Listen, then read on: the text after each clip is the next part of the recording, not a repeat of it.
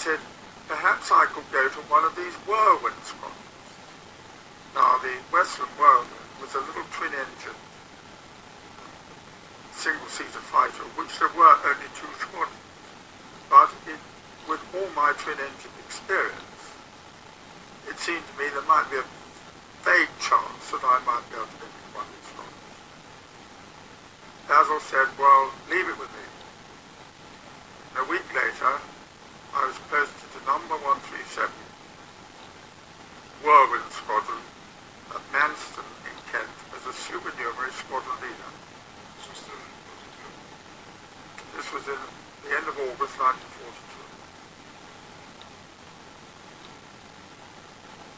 As a supernumerary squadron leader, I would just fly as an ordinary pilot. To start with, I'd be the most junior pilot in the squadron, as I hadn't done it in that sort of thing before. But as I gained experience, it was hoped that I would then be able to take over the squadron, because the present squadron commander had already been with the squadron for over 2 years, and clearly he was getting to a stage when he would soon become fully expired. So I arrived at Manston, and I joined number 137 squadron, and I was posted to A flight, where my flight commander, having checked me out on the aircraft, then took me up and invited me to follow him through a series of fighter maneuvers, most of which I succeeded in doing very successfully, which just showed what one was up against. One clearly couldn't go into this sort of operation unless you had some experience and certainly the right sort of ability. But after a few exercises of this sort, one began to get the hang of it. From then on, I operated as an ordinary pilot in the squadron on these aircraft, which were being used as fighter bombers. The Whirlwind was an unusual aeroplane. It had been designed before the war and was way ahead of its time. It had 4 cannon, which no other aircraft had at that time. And these were mounted in the nose, which put them right down the line of sight of the gun sight, which made harmonization much easier. As we all know, most fighter guns were in the wings, which made harmonization that much more difficult. This particular situation of the guns was of great value in the air-to-ground row, firing against ground targets, which was what we were doing most of the time. The aircraft was very fast at low level, very maneuverable. It was one of the first aircraft to have the teardrop hood, which gave one very good visibility. It was a very easy airplane to fly, although it had a rather high approach and touchdown speed, which was considerably reduced by the fact it had big Fowler flaps that came down and almost touched the ground when they were fully extended. The aeroplane had suffered a series of setbacks during its development stage, which was not helped by the fact that the Air Ministry lost interest in it in 1940, and more emphasis was given to the production of new marks of Spitfire and Hurricane, and moreover, funnily enough, the Lysander, which by this time had become completely obsolescent and didn't really find its role until it was used to ferry agents to the continent. But the development of the Lysander at that time and the concentration on developing new marks of Spitfire and Hurricane set back the Whirlwind. And by the time the Whirlwind had overcome a number of teething troubles, which I won't go into here, the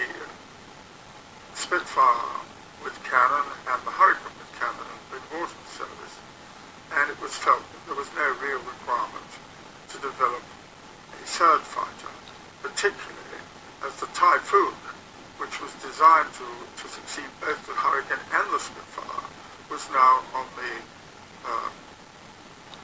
designer's block.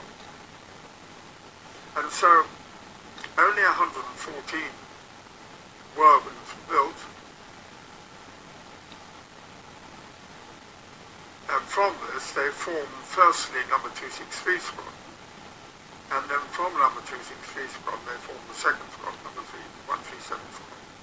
So there were only ever 2 Whirlwind squadrons, and eventually, although they started off in varying roles, they were even at one time thought of as night fighters, and number 25 Squadron were given 2 or 3 of them for a short time.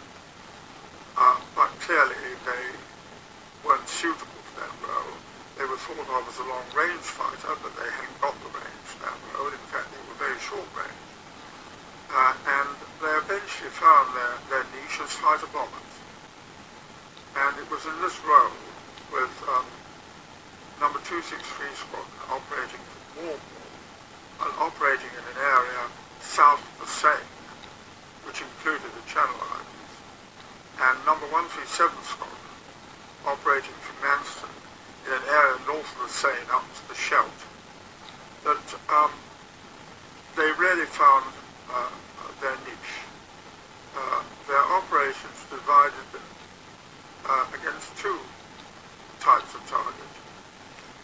Firstly, they were used against the coastal shipping and the slightly larger shipping that was going through the straits, on which the Germans were depending quite a lot at that time. And secondly, they were used low level against various targets on the continent within their range. The trouble with the Whirlwind was that it had no long-range tanks, and neither was it designed to have long-range tanks fitted. It was designed as an interceptor to operate over this country, and therefore its range and its endurance were very limited. We carried either 2 250-pound bombs or 2 500-pound bombs, usually 250 pounds. We carried 500-pound bombs for certain types of targets, but mainly the 250-pound bombs. As I say, the aeroplane was very fast at low level, and in fact, the 190 was the only aircraft, the FW-190 was the only aircraft that was faster than the Whirlwind at low level, when the Whirlwind was stripped, which of course it wasn't. As I say, the Whirlwind was very maneuverable. And of course we did have the advantage of the 2 engines, which meant that if one was hitting one engine, one had some hope of getting home, which of course was denied to the single-engine fighter squadrons, some of whom were doing similar types of operations against targets on the continent that we were.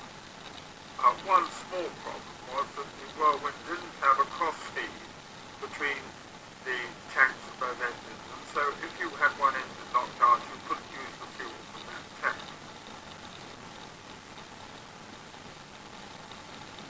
The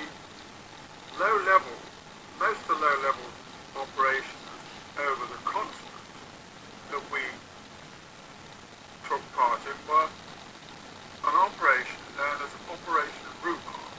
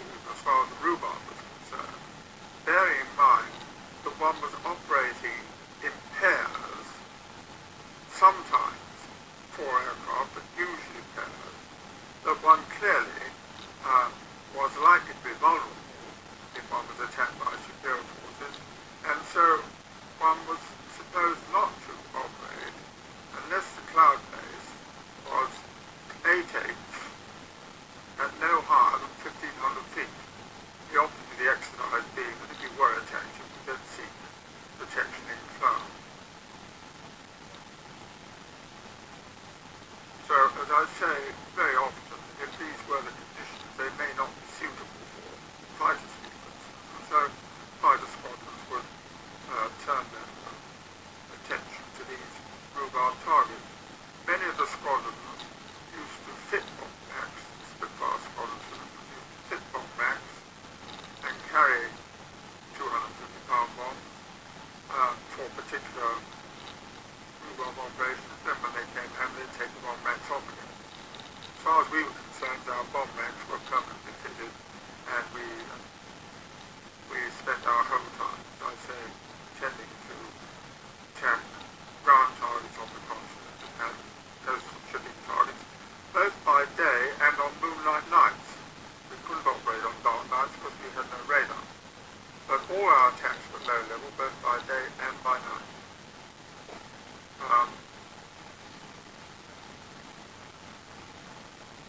At night time, when we were attacking shipping targets, and at daytime too, we were helped a great deal by the low-level radars, particularly the Dover radar. They could see the targets because they could even see it in France, but they could see the enemy target and they would be able to see us as well, and they would give us vectors to get us in the right position to attack the target. This was very important at night. It was pretty important during the daytime because some of the attacks against the larger targets in the daytime were against a ship possibly, shall we say, of 3,000 tons, 5,000 tons, which might be very heavily escorted both by E-boats, which were heavily armed, they were much bigger than our MTBs, and flagships, and even sometimes they might even, if the target was a very important target, while they were trying to get into the straits, it would often be covered by a fighter cover. And so, if we went out to attack one of these targets, we had to take with us a squadron of fighters who would act as anti-flag, but might even be a wing if the target was big enough. And sometimes even we'd have to take another squadron or wing of fighters as top cover to protect us from any fighters that the enemy might be using. And so sometimes the operations were quite large when we were setting out to attack one of these big shipping targets. The procedure was fairly straightforward. The leader of the whole operation was the Whirlwind squadron commander, the Whirlwind leader. And having arranged who was going to be our anti-flag, we would arrange a rendezvous with them, because from the moment we taxied out, there would be no RT at all. Radio silence would be maintained throughout the whole operation until the Whirlwind leader gave the order to actually attack. And the way these operations would be conducted would be that the Whirlwinds would take off the masts at low level, and they rendezvous with the anti-flag Spitfire squadron, shall we say, a Dungeness or something like that, whatever. That's where the target was, but we'll assume the target is somewhere in the direction of the Touquet. Rendezvous would be Spitfire anti-flag squadron, all at low level. They then set course. If it was necessary to have a top cover as well, this would have taken off from its airfield and possibly steered a course away from where the target was, so that it didn't give away that the target was about to be attacked. They would only then turn towards the target once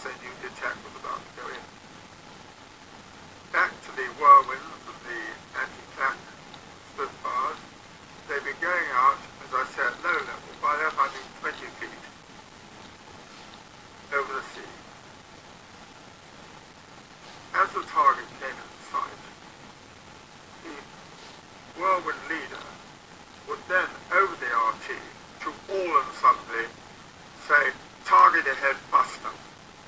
Stop speed, in other words. The anti-flak Spitfire would then rocket up to about 1,000 feet and start attacking the E-boats and anti-flak flagships. If there was a top cover, they'd immediately turn toward the target to make sure that no fighters observed. Meanwhile, the Whirlwinds would head for the target in pairs. The left-hand aircraft would appear attacking the rear of the ship, and the right-hand attacking the front of the ship. As they came to the ship, they'd fire their cannons to try and keep heads down on the target. The aircraft would release their bombs at the side of the ship and would pull up over the ship, the left-hand aircraft turning to port and the right-hand aircraft turning to south. One had to list the mast and other bits and pieces, radar areas and things on top of the ship. And directly one got down the other side, one got back to sea level again and turned the home, weaving and thinking, because by this time one would be under fairly heavy fire, even though the Spitfires had been attacking the various E-boats and flagships. And then, of course, once the Whirlwinds were gone, the anti-flak aircraft withdraw and a circle was popped up. And that was very much the sort of operation that took place when we were attacking a major shipping target. Otherwise, we used to send the aircraft out in pairs or fours, usually without any formal anti-flak or escort, and they would pick up the target and attack it, get in and get out as quickly as possible. Because directly the bomb was starting going off, any fighters that might have been around would immediately be alerted. So the speed of the Whirlwind and the ability of the pilots to fly at really low level was very important on occasions like this. And when I say low level, I mean we used to fly so low that the spray used to be whirled up by the, whipped up by the pillars of the aircraft.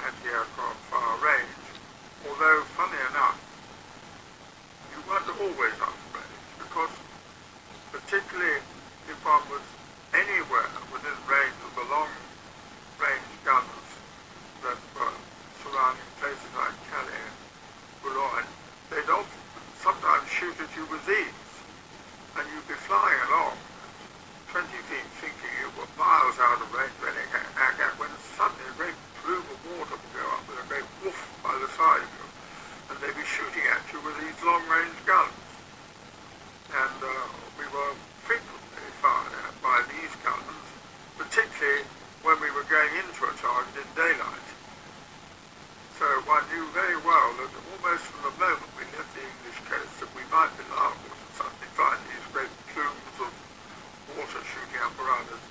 I don't recall myself on any operation I took part in anybody either being hit by one of these shells or even flying into these spray that was thrown.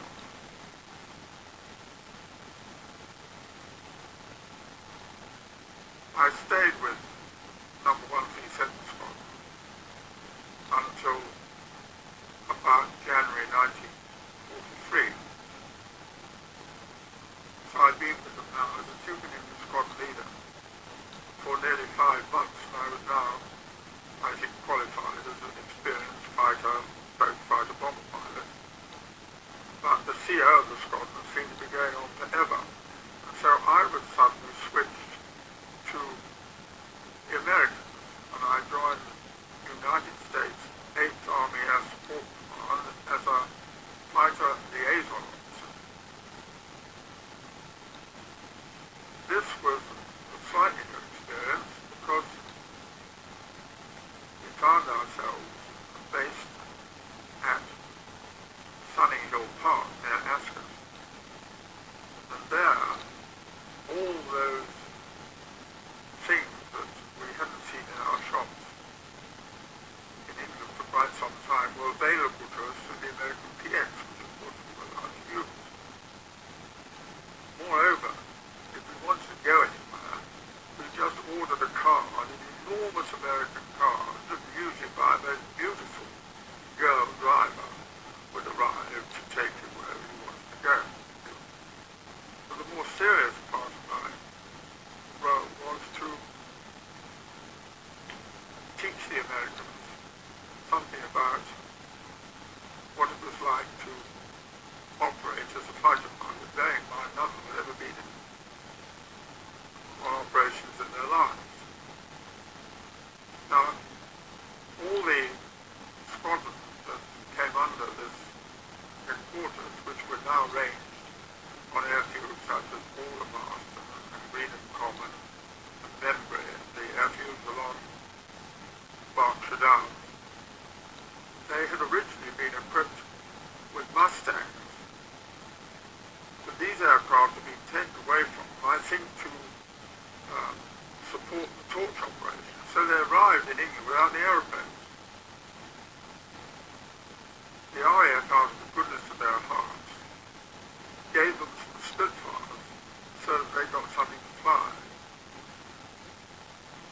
Well, apart from the fact that Spitfires, most of which had come from the Polish squadron, and therefore had been flown so hard that their wings were almost flapping, the Americans, of course, were unused to aeroplanes that had A, such a narrow undercarriage, and B, that didn't have tow brakes. They had not come across aeroplanes that had brakes on the control car, the Spitfire. And so we had untold problems with people standing on their nose, swinging off the runway, and goodness knows what else. But eventually, I decided to take one or two of these chaps on a route bomb. And I chose an area that I felt was moderately safe, in as much as it was an area which was well clear of the main German fighter bases. My whole object was not really to get them shot at, but more to get them used to being over enemy territory and knowing they were over enemy territory. I used to take them in fours, so there were four of us, two sections. And I impressed on them that under no circumstances were they to leave the formation. They were to operate entirely under my orders. And if they left the formation, they were not only making themselves vulnerable, but they were making the people they left vulnerable. Well, I think we did perhaps 3 sort of people together, certainly. And I remember one of them, we were flying along at about 1,000 feet,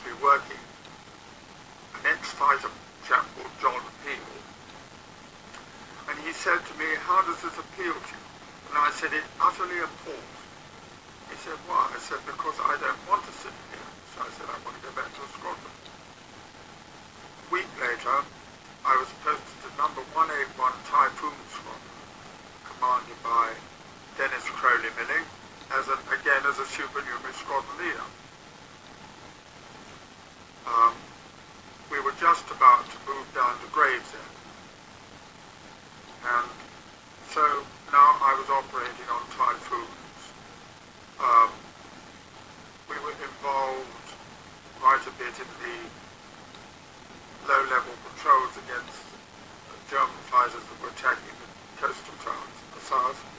And in fact, this led to a serious shortage of typhoons because the enormous effort that was being put into this particular type of operation, the Typhoon being the only aircraft that was fast enough to catch the 190 particularly and the 109 at that level.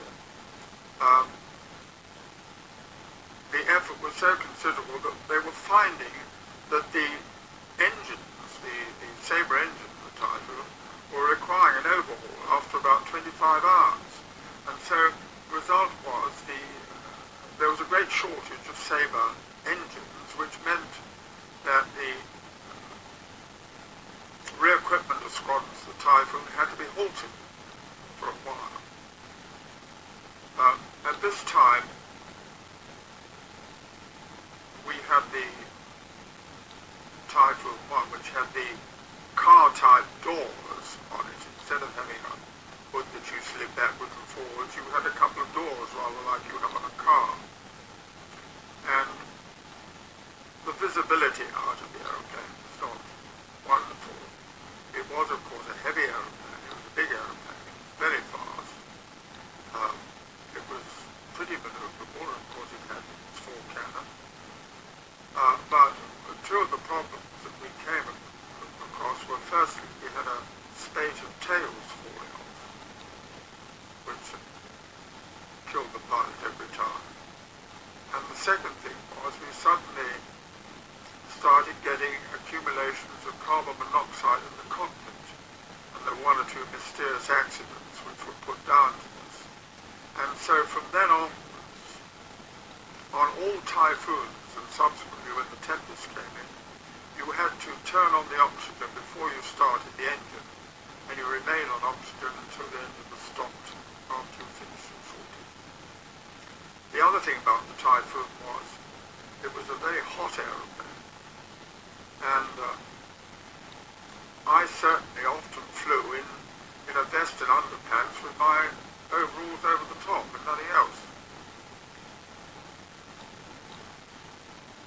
Number 181 Squadron then moved from Gravesend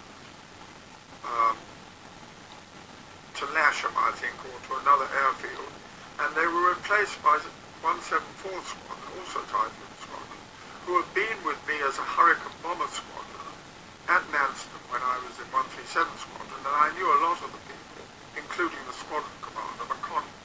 And so I said to Dennis, "Look, Dennis, do you mind if I switch over to 174 Squadron?" As I know a lot of the chaps, Dennis said not at all. And so I switched to 174 Squadron again as student Navy squadron leader. Then the squadron commander of number 137 Squadron, the Whirlwind Squadron, Manston, became tour expired, and I was posted back to number 137 onto the Whirlwinds again as the squadron commander.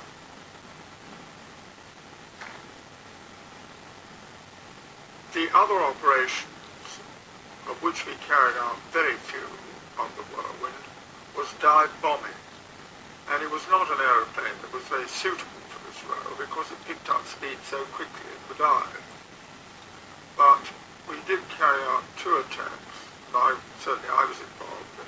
There may have been others that I was not aware of. It required us to climb to 12,000 feet with 500-pound bombs, 2 500-pound bombs. We were escorted, of course, by a Spitfire squadron or wing. And we picked up such an enormous amount of speed in the dive that we far exceeded the manufacturer's recommended speed for the safety of the airframe. But Nebby's wings came off, and I don't recall anybody had any problems. But it was not really an ideal aircraft for dive bombing. One reached its limiting speed far too quickly.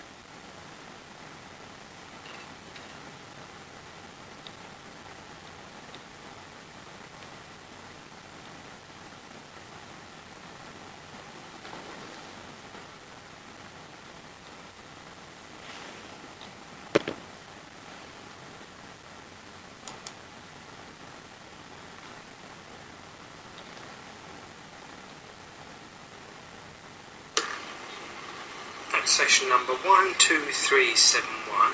This is real 8.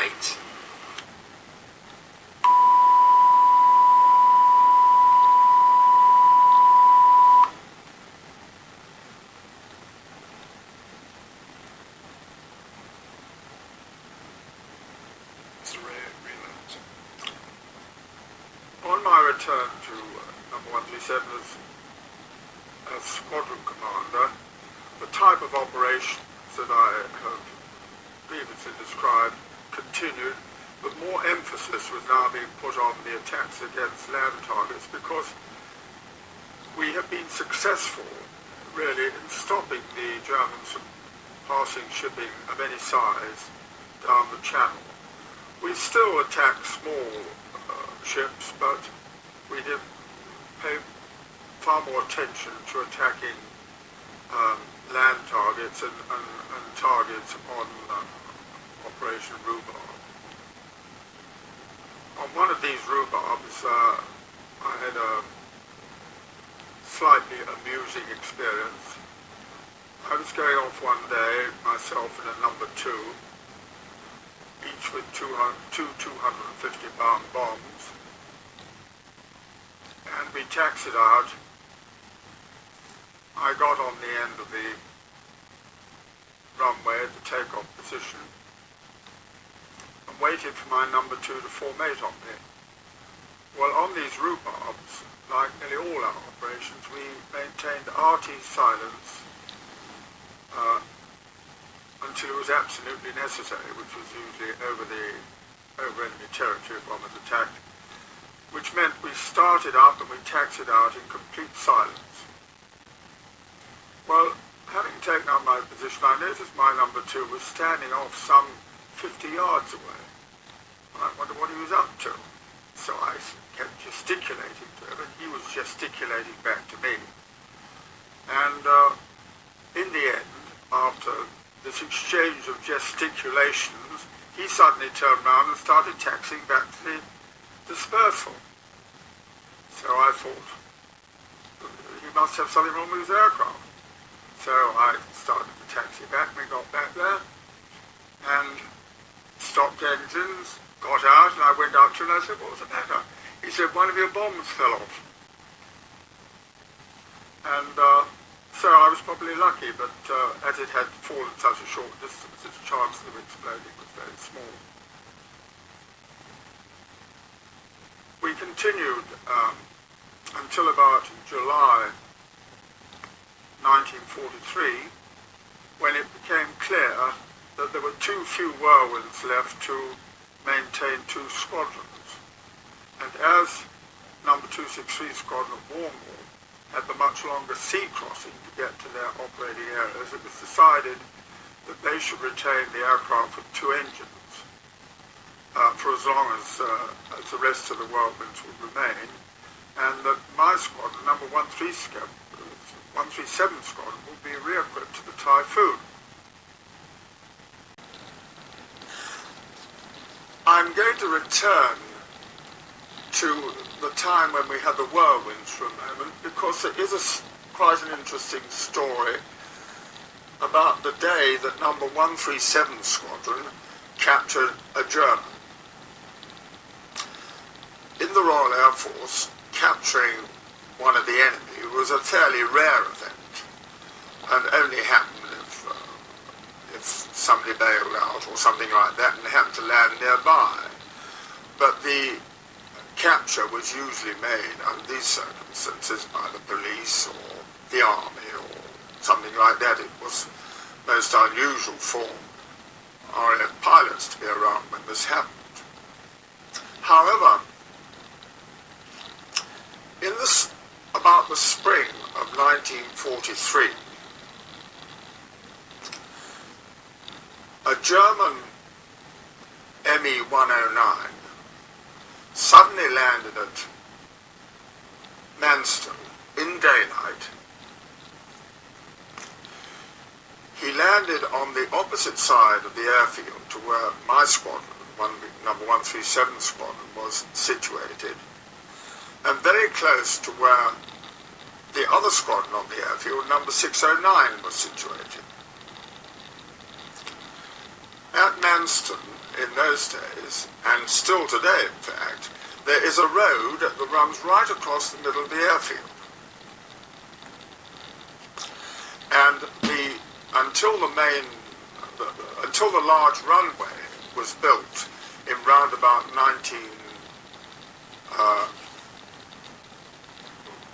the end of 1943, much of our takeoff and landing involved us going across this road. But the area that had been prepared for takeoff and landing, when it got to the road, there had been various smoothing made so that when one actually crossed the road, it didn't cause one any undue disturbance. However, the German didn't realize this, and of course he landed to the left of the prepared surface, and when he hit the road, he broke the stern frame of his aircraft. It was at this stage, so far as I can gather, that he realized that he'd landed on an English airfield, but he couldn't get off again because his aeroplane was broken.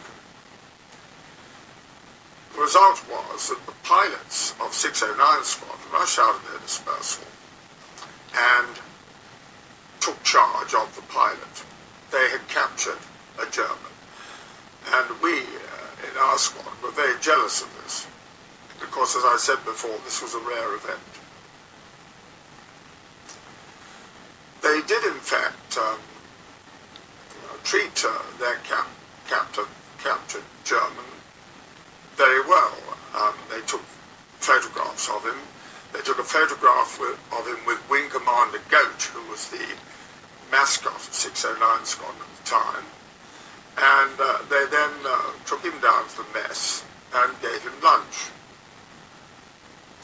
Subsequently, when one of the interrogators came to collect him, he was absolutely furious that number 609 Squadron had treated their captured airmen so well, because these interrogators relied on gaining the confidence of their captured enemy in order to prepare them for interrogation. And they hoped that when they arrived to pick up the captured German, that he was probably unhappy and frightened, and that they could then pose as his friend. It was very difficult to pose as this chap's friend when he'd been treated so well, and the interrogator was very angry that he had been treated so well, because to a certain extent it had destroyed the effectiveness of his interrogation. Anyway, he took the German away. And that was really the end of that part of the incident, and we felt, as I say, very jealous. However, about 2 or 3 months later, the Germans launched a series of attacks on London during the Moon period with single-seat, single-engine fighter bombers. This was the ME-109 and the FW-190 principally. These aircraft each carried something equivalent to about a 500-pound bomb. And of course, in so doing, it meant that they couldn't carry long-range tanks. And so it meant that their range was very limited. It allowed them to get to London and back to France, from where they had to operate from only certain airfields, which kept them within range of London. But this posed a great difficulty for our night fighter defences, because the aircraft were going so quickly that our mosquitoes, which form the principal force of the night fighter defences, were unable to catch them. And of course this was the whole object of the German attack. These aircraft came in very quickly. They just dropped their bombs haphazardly on London and then shot out again. And these raids were given the name of the scalded cat raids. I can't remember who coined that phrase. It was probably the newspapers. Well, as I said, the defense against this attack was not easy, and so it was decided that the best way to try and either reduce it or defeat it altogether was to attack the airfields from which these fighters were operating. As I said, they were limited in number because they had to be within range of London, and there were only a certain number of airfields that fulfilled this particular requirement. We knew which all these airfields were. Now, this was at a time when we were just changing over from the Whirlwind to the Hurricane. But we still had a number of Whirlwinds left, and it was this aircraft that we were going to use to carry out these attacks on these German airfields, because number 137 Squadron was the squadron selected for this particular role.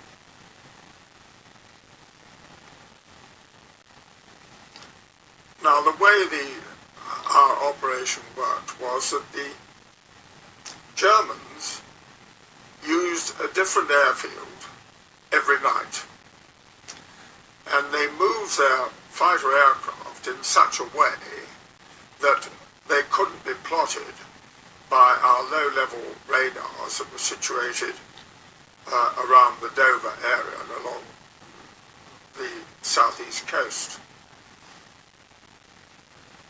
They would fly them from one base to the other at low level, and so it was difficult for us to know from which airfield they were going to operate. However, we did acquire this information through two sources. One was through the French underground, and the other was through the Y service, which was, of course, the radio listening service, which was listening out to German broadcasts on a 24-hour basis. The extraordinary thing was that however much the Germans tried to maintain radio silence,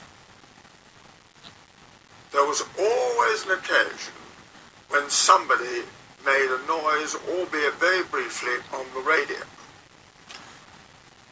It was usually a radio mechanic who was servicing the radio in a particular aircraft for the evening's operations. He just had to make one bleep and the Y service would pick him up. We, with our Whirlwinds at Manston, had a direct line to the Y service. We had courses worked out to all the airfields that the Germans could possibly use for this operation. We had our aircraft armed, each with two 250-pound bombs. And directly the Y service had identified the airfield from which the Germans were going to operate that night. They phoned it through to number 137 Squadron, and immediately we set off single aircraft to maintain a standing patrol over that airfield.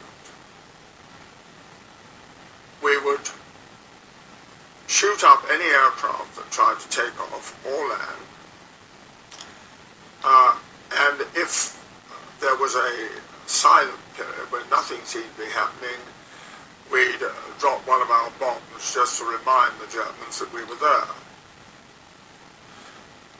Directly an aircraft had reached the end of its patrol and had to return to Manston, it was immediately relieved by another aircraft.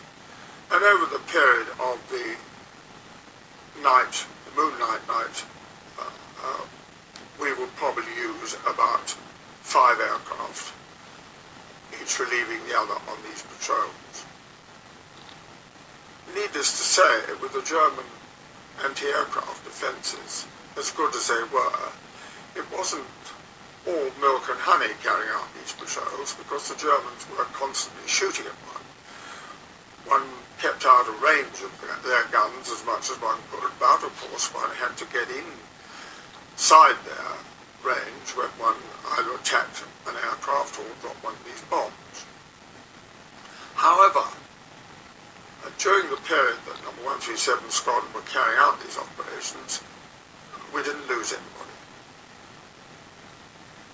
One night, we had been carrying out this role against an airfield called Poix, which is near Amiens, which, funnily enough, was an airfield that I was based on in 1939, when we first went to France at the beginning of the war.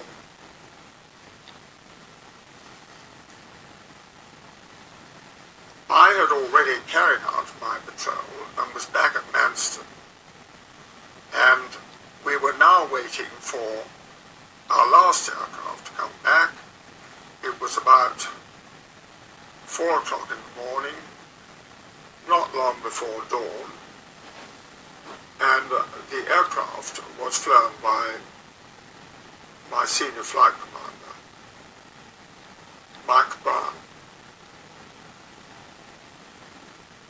We were sitting in the intelligence debriefing room, those of us who already finished our patrols, drinking coffee and chatting, when all of a sudden I heard an aircraft fly overhead that sounded like an Oxford, which of course was a training aircraft. Now this particular area was a prohibited area. In other words, so far as being on the ground was concerned, you were not allowed into it unless you were either stationed there or you lived there. And of course quite a lot of the people who actually lived in this area had left and their houses were empty. The same yardstick applied to any aircraft flying in the area. Certainly training aircraft were not supposed to be in the area. And I thought to myself, well, it's strange that an Oxford should be flying over here, certainly at this hour of the night. About a couple of minutes later, the telephone rang, and a breathless, wrath voice from air traffic control said, "An FW-190's just landed." Well, we didn't need second bidding. We all rushed out onto the airfield. The landing area to which I referred earlier went very close to where we were, a matter of 150 yards away. And this 190 had just come to a halt. We surrounded it. I had my revolver with me. I climbed up on the wing. The pilot opened his hood, obviously expecting to get a friendly welcome in German, and I said to him, "Welcome to Manston," and stuck my revolver in his ear and told him to get out. He was alarmed and obviously surprised. So we'd now captured our German. We took him into the briefing room, but we now had another problem, and that was that this 190, with its propeller still ticking over, was standing in the middle of the runway, the grass runway, and my flight commander was now back on the circuit, getting short of fuel and wanting to land. I might add that had he, Mike Brown, realized that there was a German on the circuit, he would have had no compunction whatsoever. He'd have shot him down. So we now had to move this aircraft.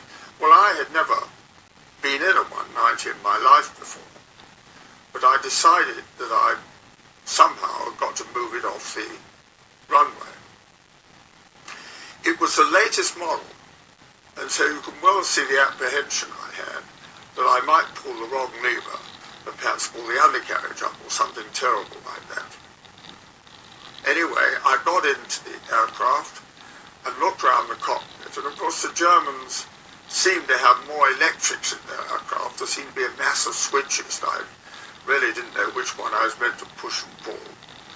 Anyway, I was looking round when one of my pilots called up to me and said, "Look out, he may have thrown a switch, and when you open the throttle it'll blow up." Well, I prayed, opened the throttle, hoped for the best, and sure enough the engine accelerated and I was able to taxi the aircraft off the runway area so my flight commander could land. Subsequently, we were able to stop the engine and the aircraft was put away in a hangar and was eventually flown away by a test pilot from either Farnborough or Boston Down. We had this German who was an NCO in the briefing room. He didn't speak any English. He looked very glum, and we put an armed guard on him. The intelligence officer rang up the interrogator, and the interrogator said to him, "In no circumstances are you to give him anything to eat. You're just to leave him there, and I will be with you at about 8 o'clock in the morning." The time was now something like 4:30 or 5 o'clock. Well, I decided that I was going off to bed, and that I'd probably try and get back to see what the interrogator had to say when he arrived. The intelligence officer, who was due to be relieved, decided that he'd better stay on duty until the interrogator arrived so that he would give him the full details of this German's arrival.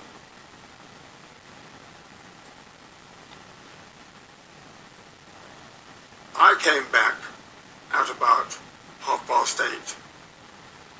Still no sign of this interrogator, who eventually turned up at 11 o'clock. He then asked the German if he'd had anything to eat, and the German rather mournfully said no, whereupon the interrogator turned on the unfortunate intelligence officer, who had now been on duty for about 12 hours and had a beard, and tore him off a strip for not giving the German anything to eat. Naturally, the intelligence officer was very hurt by this remark, but this was all part of the interrogator's ploy to gain the confidence and friendship of the German pilot. We then learnt with interest why he had arrived at Manston. He had taken off from Poix, and he'd flown to London to drop his bomb.